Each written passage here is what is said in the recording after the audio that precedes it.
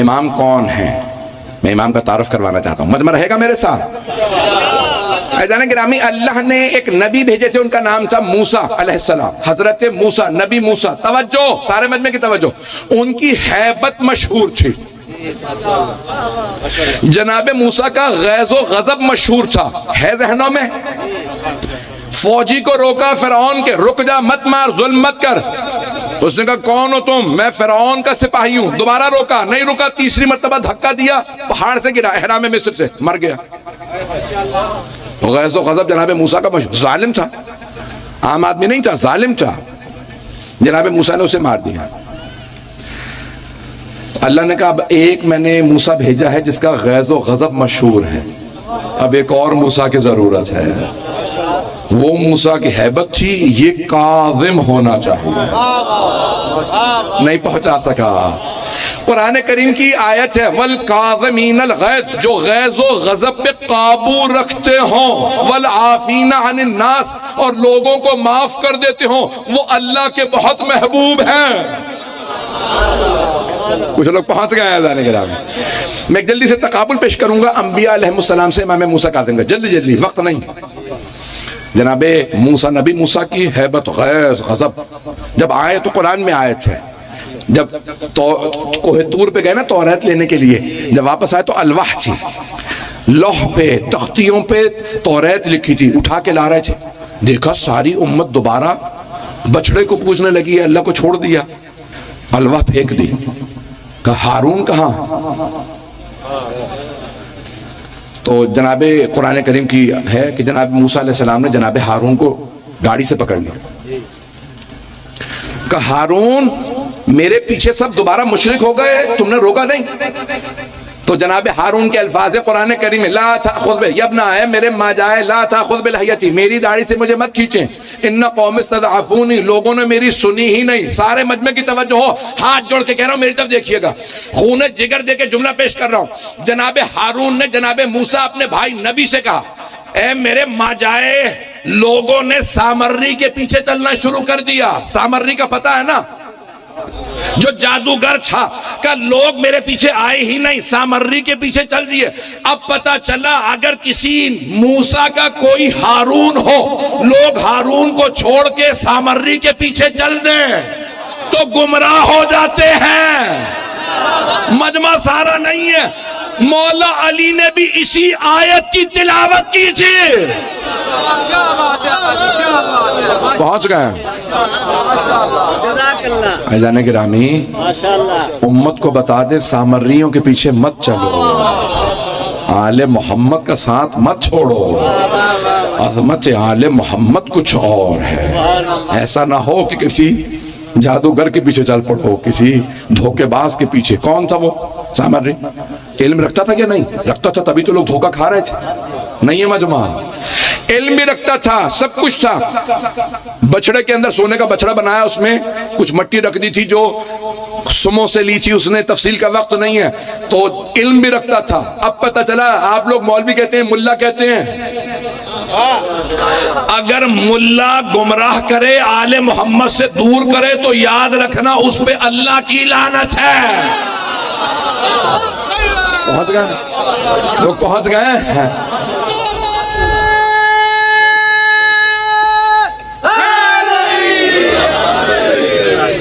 توجہ فرما رہے ہیں عزیزان کرام، آل محمد علیہ السلام سے منحرف کر دیا۔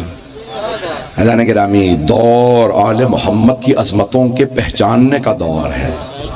میں آپ جانتے ہیں یورپ میں رہتا ہوں، آج کافر عیسائی مانتے ہیں اہل بیت سے افضل کوئی نہیں۔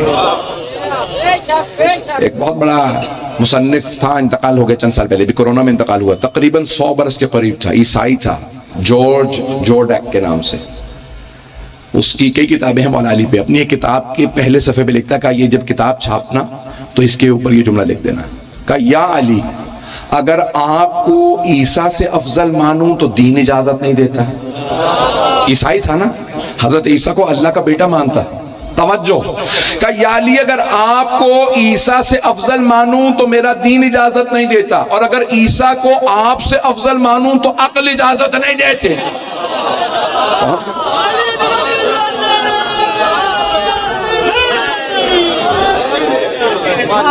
میں آپ کی محبتوں کا ممنون ہوں. پہلا میرا اتفاق تھا آپ کی اس بستی میں, آپ نے جس محبت سے میرے جملوں کو سنا. عزیزان گرامی, جب بہت سے میں امام موسیٰ کاظم کے پیش کرنا چاہ رہا تھا, لیکن دو جملے سن لیجیے. آپ نے سن رکھا نا بہلول دانہ, بے پہ پیش ہے, بہلول غلط پڑھتے ہیں لوگ, بہلول دانہ. ہارون الرشید کے خالہ زاد بھائی تھے, لیکن آل محمد کے عاشق تھے, امام کی ولایت کے ماننے والے تھے. اور ہارون منکر تھا, قاتل تھا, ملعون تھا, دشمن تھا. صبح صبح کا وقت تھا, ابھی ہارون نہیں آیا تھا دربار میں, حضرت بہلول دانہ آ کے تخت پہ بیٹھ گئے بغداد میں, اس کے محل میں. اس کا محل قلعہ بہت بڑا تھا. درباریوں نے فوراً اتارا, حضرت بہلول دانہ کو مارنا پیٹنا شروع کر دیا. وہ رونے لگے, بزرگ تھے, میلے کپڑوں میں, کیونکہ فقیری کا اعلان کر رکھا تھا. زمین پہ بیٹھ کے رونے لگے. اتنے میں ہارون آ گیا, آ کے تخت پہ بیٹھا, پوچھنے لگا درباریوں سے, یہ بہلول رو کیوں رہا؟ کہ حضور آپ کے تخت پہ بیٹھ گیا تھا, ہم نے اس کی پٹائی کی ہے. کہ اچھا کیا, آئندہ نہیں بیٹھے گا. جناب بہلول دانہ چیخے مار مار کے روئے چلے جا رہے ہیں. پورے دربار کا ماحول خراب ہو گیا. کہ بہلول کب تک روتے رہو گے؟ اتنا بھی نہیں پٹے ہو کہ پورا دن روتے رہو, پورے دربار کا ماحول خراب کرے چلے جا رہے ہو, خاموش ہو دو, کب تک رو گے؟ تو جناب بہلول دانہ نے کہا, میں اپنے لیے نہیں تیرے لیے رو رہا ہوں. نہیں ہے مجمع. ہارون نے کہا, بھئی میرے لیے کیوں رو رہا؟ بیٹا تو ہے, اپنے لیے رو. مار تو نے کھائی ہے, میں نے تو مار نہیں کھائی. کہا نہیں, میں اتنی سی دیر کے لیے موسیٰ کاظم کے حق پہ بیٹھا تھا, میں نے اتنی مار کھائی ہے, تو کب سے بیٹھا.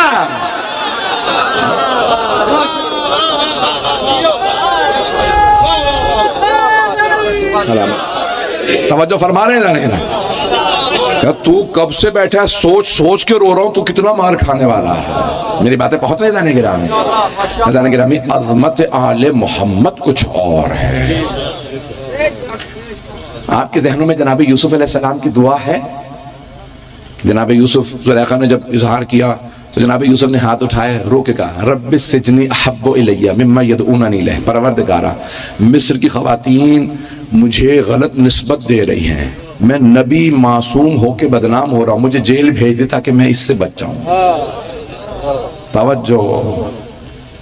اللہ نے کہا ٹھیک ہے یوسف, آپ نے زندان مانگا, ہم زندان دے رہے ہیں. حضرت یوسف علیہ السلام آزاد تھے, خوبصورت تھے, چاہتے تھے میں بدنام نہ ہو جاؤں, یہ لوگ مجھے غلط نسبت دے رہے ہیں, میں تو پاک ہوں, میں نے گناہ نہیں کیا, میں معصوم ہوں, نبی ہوں, رسول ہوں. تو کیا کیا انہوں نے کہا کہ نہیں پروردگار مجھے زندان بھیج دے. امام موسیٰ کاظم پہلے سے زندان میں تھے. توجہ. میں نے کہا تھا انبیاء سے تقابل پیش کروں گا, آخری تقابل جو میرے بھائی پہنچ گئے, اسی کے بعد مصائب, وقت نہیں ہے. جناب امام موسیٰ کاظم علیہ السلام پہلے سے زندان میں. آپ جانتے ہیں نا, ہر دور میں درباری ملا ہوتے ہیں. میں نے نام تو لیا نہیں, نہ میں الیکشن پہ بول رہا ہوں, آپ پھر بھی پریشان ہو گئے. عزیزان گرامی, بس ایک درباری ملا سے ہارون نے کہا فتویٰ دے دے, میں موسیٰ کاظم کو زہر دینا چاہتا ہوں. اس نے کہا کیسے فتویٰ دے دوں؟ اس نے کہا اچھا ٹھیک ہے, تو ایک گناہ کروا دے ان سے, علیہ باللہ, معاذ اللہ, حجت خدا سے ایک گناہ کروا دے, میں فتویٰ دے دوں گا واجب القتل ہے, پھر تو زہر دے دے. کیا کیا جائے؟ میری ماں بہنیں بیٹیاں بیٹھی ہیں, سن لیجئے جملے.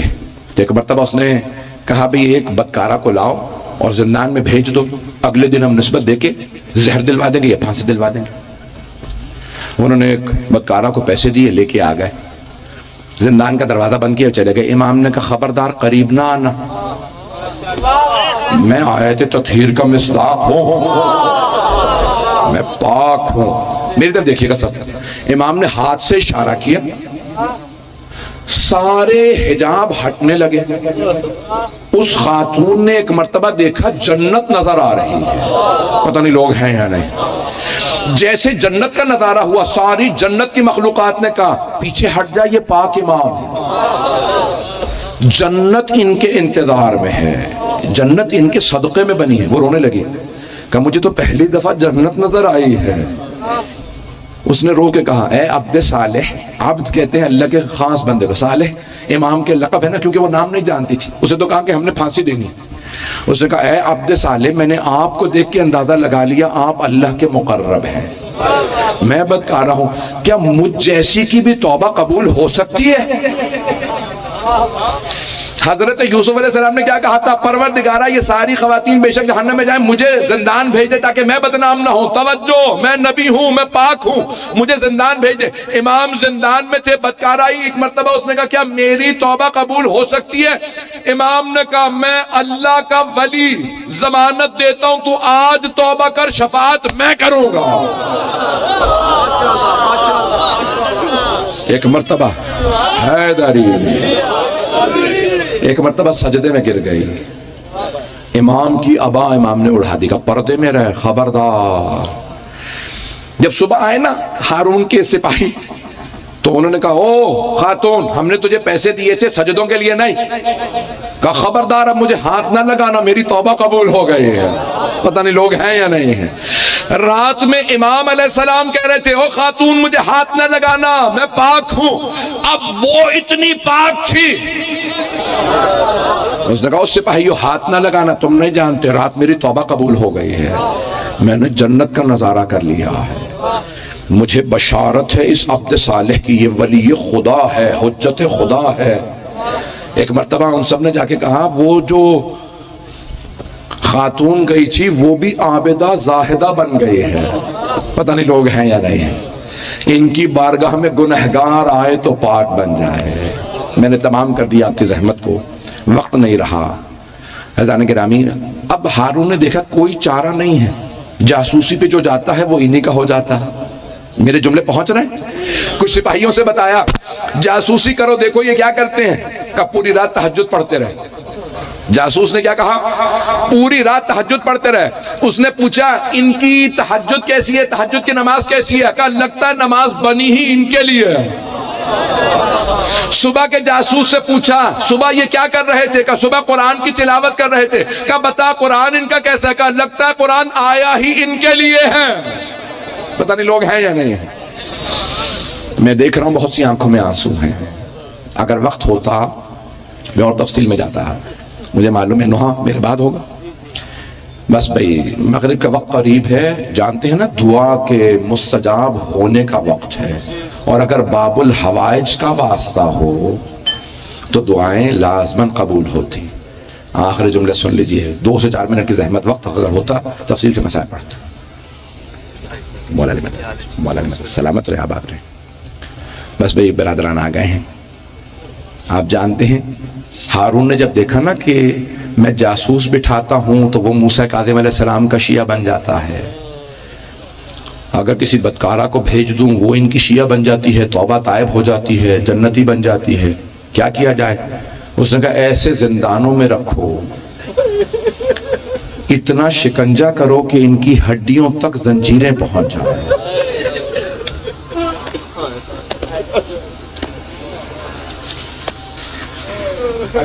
امام کو ایک مرتبہ، کئی مرتبہ رہائی ملی، پھر زندان، پھر رہائی ملتی، امام مدینے آتے، پھر زندان لے جاتے۔ سنیں گے الفاظ، آخری مرتبہ جب امام کو زندان لے کے گئے جانتے کیسا تھا؟ امام مسجد نبوی میں روضہ رسول کے ساتھ کھڑے نماز پڑھ رہے تھے۔ مرحوم آقا اشتہاردی نے لکھا ہے امام نماز پڑھ رہے تھے، نماز کے دوران امام کے گلے میں زنجیریں ڈالی گئیں، ہاتھوں پاؤں میں زنجیریں ڈالی گئیں، اور نماز کے دوران امام کو سارے سپاہی زنجیریں ڈال کے گھسیٹنے لگے۔ جیسے ہی نماز کی حالت متغیر ہوئی، امام نے ایک مرتبہ روضہ رسول کی طرف دیکھا، کہا یا جدہ، یا رسول ہے میرے جد رسول خدا، اب بتائیے میں کس جرم میں بار بار گرفتار کیا جا رہا ہوں؟ آپ جانتے ہیں نا امام کے 18 بیٹے تھے، 19 بیٹیاں۔ جملوں کو زور سے سنیے گا، اگر دیکھ سکے تو میں دیکھیے گا۔ عزیزان گرامی، عزاداران سید مظلوم، امام مظلوم، امام کی ساری بیٹیاں ہر عید سے پہلے انتظار کرتی تھی بابا آئیں۔ یہاں تک ملتا ہے کہ امام رضا علیہ السلام کے آنسو بہنے لگتے تھے۔ بھیا کیا بات ہے، کیوں اتنا رو رہے ہیں؟ کہ ہمارے بابا زندان ہی میں ہیں۔ اس عید پہ بھی بابا گھر، آپ جانتے ہیں نا بیٹیوں کو بڑی تمنا ہوتی ہے باپ اپنے ہاتھ سے عیدی دے۔ اگر کسی بیٹی کا باپ زندان میں ہو، کوئی معصومہ قوم ہو، امام کی بیٹیاں ایک سے ایک باعظمت بیویاں ہیں جن کی زیارت جنت کی ضمانت ہے، جن کی بیٹیاں ایسی ہوں، سوچے امام کیسے ہوں گے۔ وقت نہیں ہے، جانے گرامی سارے مجمع کی توجہ رہے، میں جانتا ہوں اس وقت سردی بھی ہے، آپ لوگ دور دور سے آئے ہیں، سب جمع ہوئے ہیں، کس لیے؟ ایک پل بغداد پہ لاشا پڑا ہے۔ امام کو مختلف زندانوں سے ما زال ينتقل من سجن الى سجن، روایت کے الفاظ یہی ہیں، میں نے سارے مصائب کو رہنے دیا، اب میں پیش نہیں کر سکتا۔ ایک زندان سے دوسرے زندان میں، سندی بن شاہق کے نام سے ایک ملعون تھا دروغہ زندان، بہت امام پہ شکنجے کرتا تھا، خدا کی قسم میں وہ جملے پڑھنا نہیں چاہتا، کیسے کیسے شکنجے کرتا تھا۔ آپ جانتے ہیں نا اگر زنجیریں زیادہ دیر بندھی رہیں تو زخم ہو جاتے ہیں، اور اگر بہت زیادہ دیر تک کئی برس زنجیر کو باندھا جائے تو زنجیر ہڈیوں میں چلی جاتی ہے۔ میں زیادہ کھل کے نہیں پڑھنا چاہتا۔ جب ایک مرتبہ امام 12ویں امام کہتے ہیں میرا سلام میرے اس دادا پہ جن کے تابوت کو 4 مزدوروں نے اٹھایا، اور ایک 5ویں مزدور کو پیسے دیے گئے کہ جا نعرہ لگاتا رہے۔ آپ جانتے ہیں ایک عام گنہگار مومن کا بھی انتقال ہونا تو مستحب یہ ہے جنازے کے پیچھے چلو، سامنے نہیں۔ میں نے جملہ پڑھ دیا، امام کے جنازے کے سامنے، تابوت مبارک کے سامنے ایک مزدور چلتا جاتا تھا اور نعرہ لگاتا تھا ماتا امام الرفضہ، رافضیوں کا امام مر گیا۔ جیسے ہی پل بغداد پہ تابوت کو رکھا گیا، ایک مرتبہ سارے شیعوں نے آواز سنی، امام رفضہ، یعنی شیعوں کو وہ رافضی کہتے تھے۔ ایک مرتبہ ایک ہاشمی تھا، سید تھا، آگے بڑھا، کہا کس کا انتقال ہوا؟ کہا تمہارے امام موسیٰ کاظم کا انتقال ہو گیا۔ سارے شیعہ، اس نے آواز دی پل بغداد پہ آ جاؤ، امام کی شہادت ہو گئی۔ انہوں نے کہا نہیں شہادت نہیں ہوئی، تمہارے امام کا انتقال ہوا۔ اگر دیکھ سکے میری طرف دیکھیے گا، اس نے تابوت کھولا، امام کے کفن کو ہٹایا، کہا مولا ہمیں ائمہ نے بتایا امام کا انتقال نہیں ہوتا، شہادت ہوتی ہے، مولا بتا دیجئے مجمع کو شہادت ہوئی ہے یا وفات؟ خدا کی قسم روایات میں، تاریخ میں سب جگہ جملے ہیں، امام علیہ السلام نے اپنی شہادت کے بعد آواز دی قتلاً قتلا، ان ملعونوں نے مجھے زہر دے کے قتل کیا، میں شہید ہوں۔ ایک مرتبہ سب کے سب تڑپنے لگے، رونے لگے، تابوت اٹھانے۔ ابھی بھی آپ جائیں گے نا جب کاظمین تو 25 رجب کو بہت بڑا جلوس برآمد ہوتا، پورے عراق سے لوگ آتے ہیں، اور پل بغداد پہ چلنے کی جگہ نہیں ہوتی جہاں تابوت رکھا تھا۔ میں نے خود دیکھا لاکھوں کا مجمع ہوتا ہے، بعض افراد کہتے ہیں شاید 70-80 لاکھ شیعہ جمع ہوتے ہیں۔ جب تابوت رکھا گیا نا پل بغداد پہ، میں ہاتھ جوڑ کے جملہ کہوں گا مجھے معاف کر دیجیے، اگر یہاں کوئی کاظمی سادات ہونا تو معاف کر دیجئے گا، شاید برداشت کر سکیں، کبھی لاشیں دھوپ میں نہیں رکھے جاتے۔ اجرکم اللہ عزیزان گرامی، ایک مرتبہ سارے شیعوں نے تابوت کو کاندھا دیا، ایک مرتبہ بلند آواز سے روتے ہوئے کاظمین میں آئے، اب سب کے سب دیکھنے لگے امام کو صرف قبر میں امام اتار سکتا ہے، ہم میں سے کوئی معصوم نہیں ہے، کیا کیا جائے؟ سب پریشان کھڑے تھے، دیکھا اتنے میں مدینے کی جانب سے کوئی جوان روتا ہوا آ رہا، سر پہ امامہ نہیں گریبان چاک ہے، سینے پہ ہاتھ ہے۔ جیسے ہی وہ آگے بڑھے سارے مجمع نے راستہ دیا، اگر دیکھ سکے ضرور دیکھیے گا، آنے والے جوان نے اپنے آپ کو لاشے پہ گرا دیا، سینے سے سینہ ملایا اور رو کے کہا بابا میری بہنیں انتظار میں تھی۔ اجرکم اللہ۔ ایک مرتبہ سب نے سوال کیا آپ کون ہے؟ کہا میں علی ابن موسیٰ رضا، میں مدینے سے اپنے بابا کو دفنانے آیا ہوں۔ ہائے امام موسیٰ کاظم، پل بغداد پہ لاشا پڑا رہا۔ بڑی تعظیم سے امام رضا نے کہا سب پیچھے ہٹ جاؤ، معصوم کو صرف معصوم دفنا سکتا ہے۔ سب کو پیچھے ہٹایا، ایک مرتبہ قبر میں اترے، خود اپنے ہاتھوں سے لاشا جسد مطہر قبر مطہر کے اندر رکھا، بڑی تعظیم سے قبر کو بند کیا کہ خبردار قریب کوئی نہ ہے. یہ امام کا خود جنازہ پڑھایا، لیکن ایک کربلا میں لاشا 3 دن بے گور و کفن پڑا رہا. تابوت برآمد کر دیجیے گا. بس بھائی آخری جملہ، آخری جملہ، بس بھائی تابوت میرے بھائی بے شک لے آئیے گا. تابوت برآمد ہو رہا. آخری جملہ ہاتھ جوڑ کے پیش کر رہا ہوں. جب امام رضا علیہ السلام سے بہنوں نے پوچھا نا، بھیا کیا بات ہے، پوری رات آپ روتے رہے، آپ نے آرام نہیں کیا.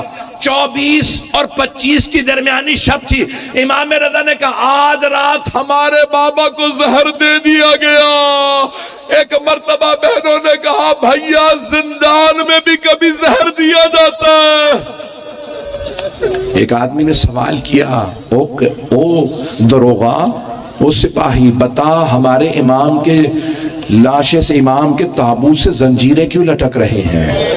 قیدیوں کی زنجیریں کاٹ دی جاتی ہیں.